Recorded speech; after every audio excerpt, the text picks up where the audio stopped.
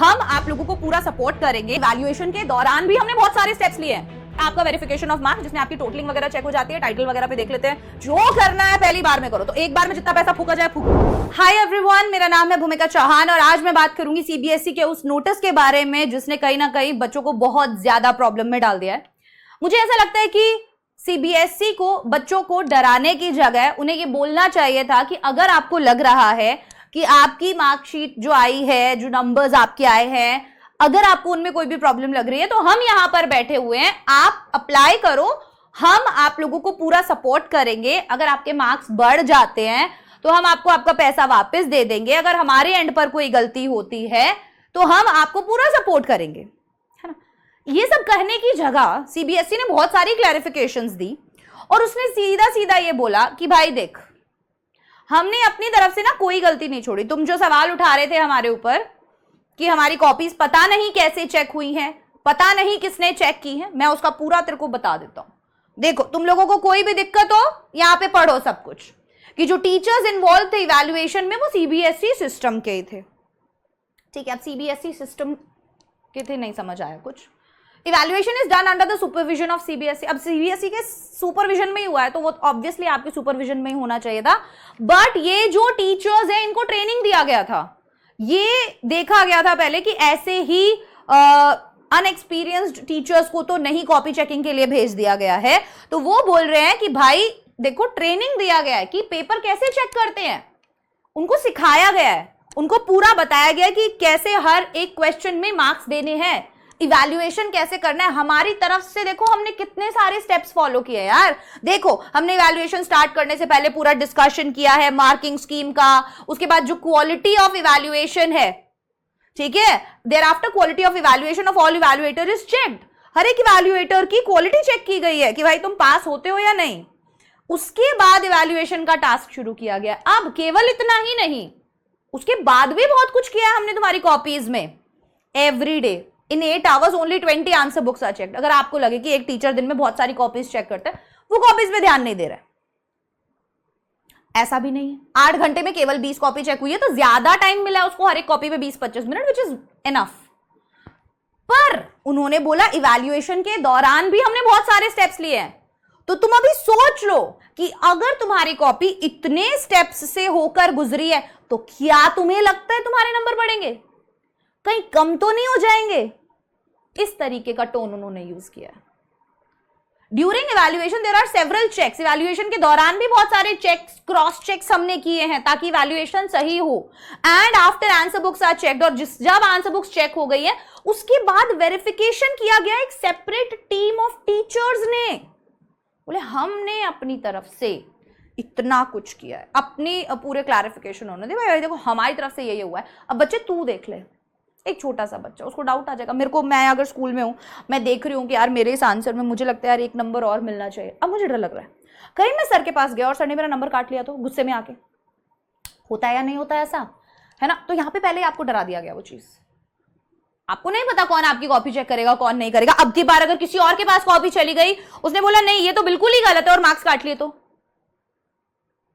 इस डर को बिल्कुल बसा दिया उन्होंने इस नोटिस के जरिए। There are many more steps to ensure that evaluation is error free. हमने बहुत सारे स्टेप्स और भी फॉलो करे जिससे हम ये जाने कि इवैल्यूएशन बिल्कुल एरर फ्री हुआ है।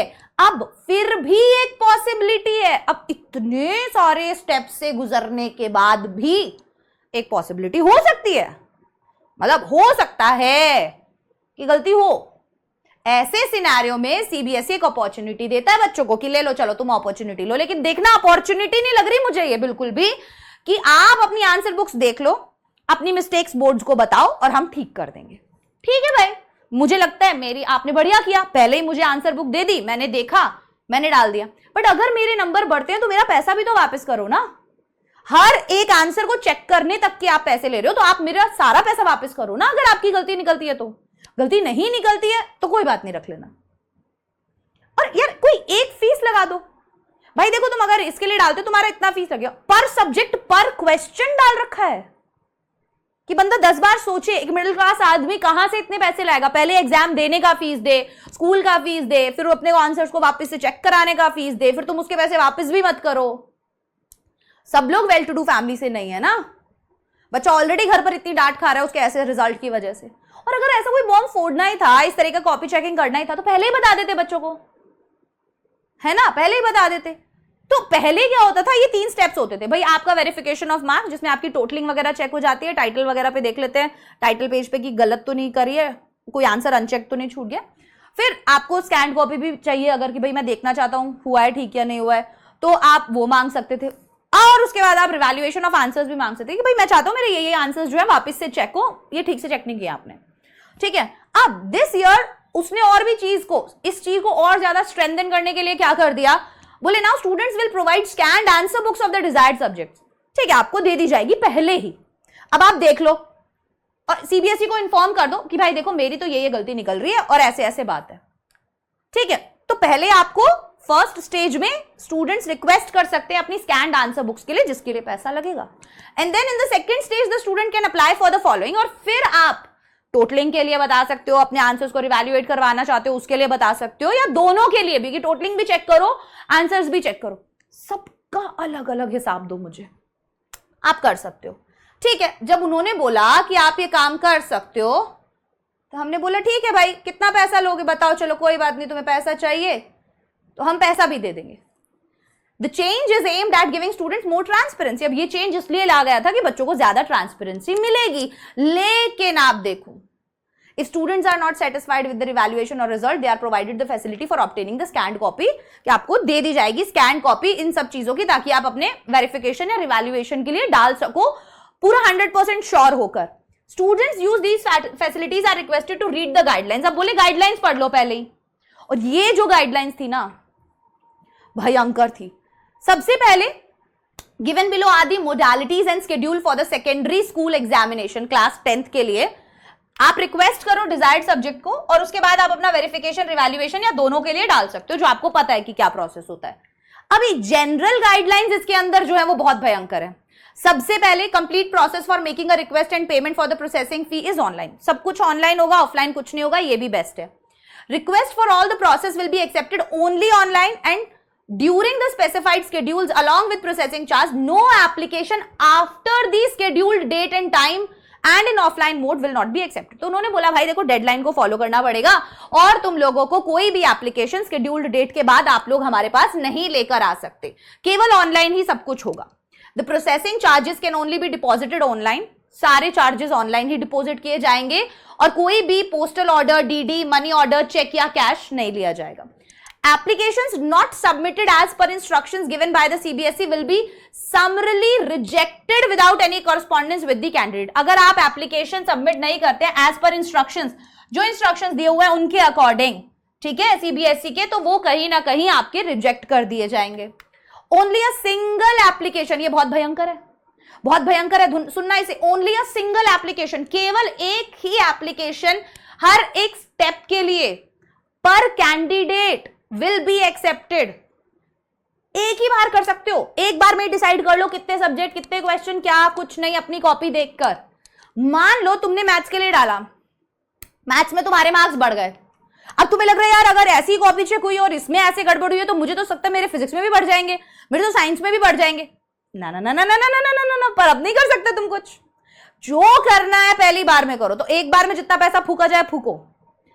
4 सब्जेक्ट का, 2 सब्जेक्ट का, जितने सब्जेक्ट का, मतलब जो भी सब्जेक्ट्स का तुम्हें डालना है, जिसके अंदर भी डालना है, सबका 2 पैसा।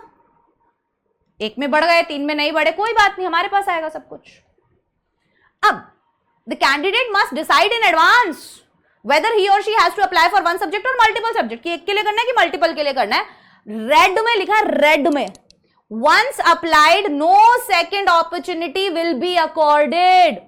To ensure this, students will submit an online undertaking. बोले इसके बाद तुम्हें कोई भी अपॉर्चुनिटी, सेकेंड अपॉर्चुनिटी नहीं दी जाएगी। और इसी चीज को इंश्योर करने के लिए students will submit an online undertaking. तो आप समझ लो क्या कहना चाह रहा है वो। The board will not responsible for any consequences due to revision of marks or delay in the process for reason beyond its control. बोले अब यार देखो अगर बाई चांस कोई और प्रोसेस में लेट हो जाता है, कोई और प्रॉब्लम आ जाती है, तो उसके लिए सीबीएसई जिम्मेदार नहीं है, ठीक है। A decrease of marks even bye 1 mark shall be affected. Bar bar increase नहीं लिखा इन्होंने, यहां पे बाद में लिखेंगे, अभी पहले में क्या, अगर एक नंबर भी तेरा कटा, एक भी नंबर तेरा कटा, बोले मार्क्स अफेक्ट हो गए। फिर ये नहीं है कि अगर 5 में से 4 दे रखे थे तो टीचर के पास गए तो 2 मिल गए तो अब 2 ही रहेंगे। अब ये नहीं है कि पुराना वाला मार्कशीट दे दो, नहीं नहीं नहीं नहीं नहीं नहीं नहीं, नहीं। पुराने नंबर ही रहने तो बोले नहीं, अब तो कम होके आएंगे नंबर, देख ले तू, अभी भी सोच ले। और हमने ऑलरेडी 10 टीचर्स से चेक करवा लिया है, तो तू सोच, तेरे को लग रहा है फिर भी तेरा आंसर बढ़ सकता है, नंबर है तेरे को अपने ऊपर इतना confidence. In cases where there is a change in marks, both increase और डिक्रीज दोनों होता है, अगर such candidate shall have to surrender the marks statement cum certificate which is in their possession, तो तुम्हारे पास जो मार्कशीट है वो तुम्हें सरेंडर करनी पड़ेगी। Thereafter they shall be issued a new mark statement cum certificate, और आपको एक नई मार्कशीट दी जाएगी। Processing fee at any step is non refundable, बार बार बोल रहे पैसा नहीं देंगे हम तुम्हारा, बिल्कुल भी नहीं देंगे तुम्हारा पैसा, नॉन रिफंडेबल है भाई सब कुछ। अब application for obtaining a photocopy of the evaluated answer book, ठीक है।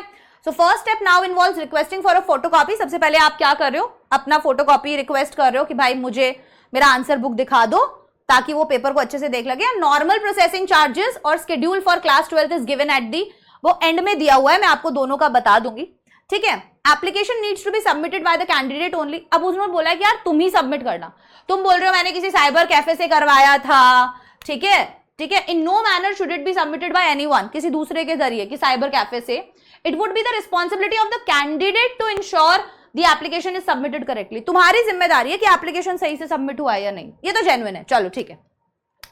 Applicants will be provided a scanned copy of the answer book in their login account after blocking all information relating to the identity of the examiner।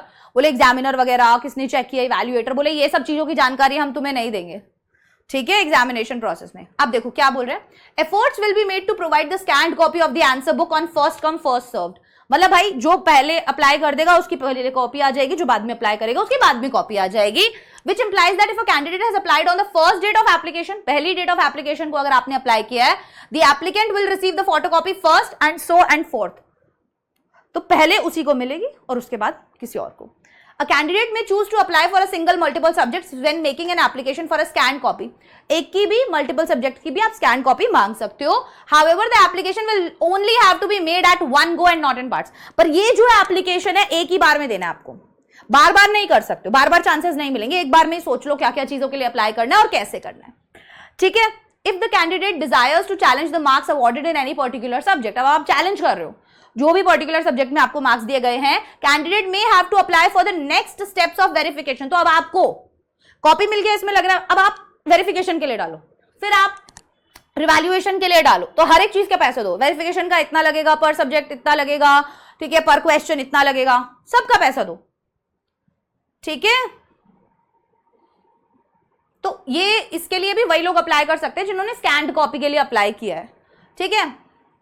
अब verification of marks में क्या important है, केवल वो candidate जिन्होंने photocopy के लिए apply किया था, ठीक है, in the manner prescribed above will be eligible to apply for the verification of marks, वही एलिजिबल है वेरिफिकेशन ऑफ मार्क्स के लिए। And after receiving the photocopy, जब तुम्हें फोटोकॉपी मिल गई, स्टूडेंट्स जो है वो अपनी आंसर शीट्स रीचेक कर सकते हैं किसी भी एरर के लिए, इवैल्यूएशन में जो भी हुआ है। These details are annexed at annexures 2A. You are requested to read it carefully and understand how to take the correct action। तो बेसिकली उन्होंने बताया है नीचे, कोई भी एरर है तो उसके लिए आपको कैसे अप्लाई करना है, आप क्या लिखकर भेजोगे कि इस क्वेश्चन में यहां पर ये गलती है, ये वाला चेक करो, एवरीथिंग। अब जो आउटकम है वेरिफिकेशन ऑफ मार्क्स का will be communicated in the same login account of the candidate from where she has applied for a scanned copy. Same login account पर मिलेगा जहां से आपने अप्लाई किया था स्कैन्ड कॉपी के लिए। कैसे? The outcome of verification of marks will be uploaded on the login account of the candidate on the CBSE website. जो सीबीएसई की आपकी वेबसाइट है, लॉगिन अकाउंट जो है कैंडिडेट का, उसी पर आपका वेरिफिकेशन ऑफ मार्क्स जो है उसका आउटकम आएगा। In case of a change in marks, अगर मार्क्स बदलते हैं, the first communication that the marks have been changed, increase, decrease will be provided और होस्टेड, तो वो आपको दे दिया जाएगा। Thereafter once the result is recalculated, और जब एक बार रिजल्ट आपका रिकैलकुलेट हो गया, the actual increase or decrease of marks will also be informed। तो आपका एक्चुअल इंक्रीज और डिक्रीज जो है मार्क्स का वो भी बता दिया जाएगा। ठीक है, तो बढ़िया है भाई, सब कुछ आप लोग बता दोगे, बहुत अच्छी चीज है। ठीक है, अब रिवैल्यूएशन में देखो क्या कह रहे हैं, ओनली दोज कैंडिडेट जिन्होंने फोटोकॉपी के लिए अप्लाई किया था वो ही एलिजिबल है रिवैल्यूएशन के लिए अप्लाई करने के लिए। एंड जो रिक्वेस्ट है रिवैल्यूएशन का, वो केवल only for the theory portion, केवल थ्योरी पोर्शन के लिए ही अप्लाई होता है और 100 रुपए पर क्वेश्चन भी दिए जाएंगे। Applicant will have to refer to the marking scheme in the subject concern. तुम्हें मार्किंग स्कीम देखनी है जिस भी सब्जेक्ट की है, which will be available on the website, वो वेबसाइट पर दी हुई है, ठीक है, क्वेश्चन पेपर के साथ। अब कैंडिडेट उसको सबमिट कर सकते हैं, एक एप्लीकेशन को रिवैल्यूएशन की, in the required question with reasoning. भाई जिस भी क्वेश्चन के अंदर आपको चाहिए ना कि इसके अंदर इवैल्यूएशन करो, रीजन के साथ, कि तुमने पहले ही देख लिया कि ये लोग कैसे कैसे मार्क्स देते हैं, और अगर तुमने वो सब चीजें लिख रखी थी और फिर भी तुम्हें नंबर नहीं मिले तो तुम बताओ उसको। Details are annexed at annexure this. You are requested to read it carefully and understand how to take the correct action.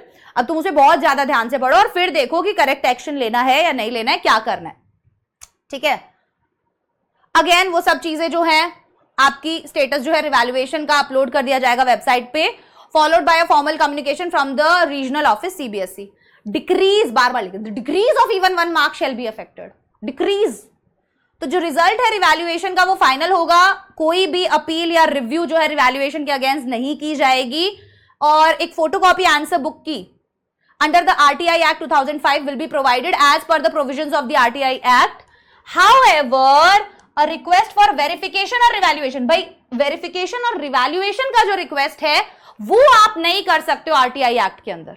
आप देख सकते हो अपनी कॉपी पर, रिवैल्यूएशन या वेरिफिकेशन के लिए आप अप्लाई नहीं कर सकते हो, वो सब नहीं किया जाएगा, ठीक है। अब हम फटाफट से जान लेते हैं कि ये लोग फीस कितना चार्ज कर रहे हैं, जो जबरदस्त है। सीनियर सेकेंडरी के लिए देखो भाई, सीनियर सेकेंडरी वालों के लिए जो ऑनलाइन है स्कैन्ड कॉपी का फीस है, ठीक है, उसका डेट है 21 से लेके 27, मतलब आज से लेके 27 तक, ठीक है, रात के 11:59 तक 700 पर सब्जेक्ट स्कैन्ड कॉपी के लिए। उसके बाद आप वेरिफिकेशन ऑफ मार्क्स, रिवैल्यूएशन या दोनों के लिए अप्लाई करते हो तो उसके जो डेट्स दिए हुए हैं बेटा वो है 28 से लेकर 3 जून तक, ठीक है, रात तक। ₹500 पर आंसर बुक फॉर वेरिफिकेशन, पर आंसर बुक 500 रुपए और हर क्वेश्चन का 100 रुपीज। उसके बाद आ जाते हैं हमारे 10th वाले बच्चे, वो कर सकते हैं अप्लाइंग ऑनलाइन। 27 उनका डेट है, 27 से लेके 2 तक वो अप्लाई कर सकते हैं। 500 रुपीज उन्हें देना पड़ेगा स्कैन्ड कॉपी के लिए, और फिर अगर उन्हें वेरिफिकेशन, रिवैल्यूएशन या दोनों के लिए डालना है तो वो 3 से लेके 7 तक अप्लाई कर सकते हैं जून। ₹500 अगेन पर बुक फॉर वेरिफिकेशन एंड पर क्वेश्चन 100 रुपीज। तो ये तो मतलब बहुत ही भयंकर था, ठीक है, ये आपको दिया हुआ है, इसको आप बहुत अच्छे से पढ़ लीजिएगा। For verification point of view the followings are suggested. Check the supplementary answer books used by you in examination, also provided with scanned copy of the main answer book. तो इसके बारे में हम आपको बाद में बताएंगे, लेकिन अभी कहीं ना कहीं आप लोगों को ये डिसाइड करना है पहले कि आप सच में अपना कॉपी देखना चाहते हो या नहीं, बिकॉज बहुत लंबा प्रोसेस है यार और बहुत ज्यादा पैसा भी इसके अंदर लग रहा है। बट मुझे ये लगता है कि अगर आपको लगता है, 10th वालों के लिए मुझे लगता है कि अगर आपको अपना डिजायर्ड स्ट्रीम मिल रहा है, जितने मार्क्स आपके आए हैं, तो आप अपना डिजायर्ड स्ट्रीम लो, आगे मेहनत करो और खत्म करो। बट अगर आपको लग रहा है कि नहीं, 12th वाले बच्चों के लिए ये प्रॉब्लमैटिक हो सकता है, क्योंकि उनको आगे कॉलेजेस में माना ही नहीं जाएगा, कुछ कॉलेजेस के लिए वो लोग एलिजिबल भी नहीं होंगे, तो क्यों खेलना है फिर। आप करके देख लो फिर एक बार, ठीक है, क्या पता ठीक हो जाए चीजें। तो ये था हमारा आज का वीडियो, जिसके अंदर मैंने आपको बताया कि सीबीएसई ने किस तरीके से बच्चों के साथ, बच्चों को कहीं ना कहीं एक अंडर प्रेशर जो है वो डाला है कि आप देख लो आपको कॉपी चेक करवानी है या नहीं करवानी है, which is I don't think is right, because कहीं ना कहीं बच्चा ऑलरेडी अपने रिजल्ट को देख के बहुत ज़्यादा परेशान है, और वो जब मेहनत करता है और फिर उसको वो डिज़ायर्ड चीज़ें नहीं मिलती तो आगे लाइफ में बहुत ज़्यादा उसको डीमोटिवेशन कहीं ना कहीं हो जाता है। तो आई रिक्वेस्ट एवरीवन कि प्लीज़ आप लोग सोच समझ के इस डिसीजन को लीजिएगा। And bye bye everyone, take care, all the best.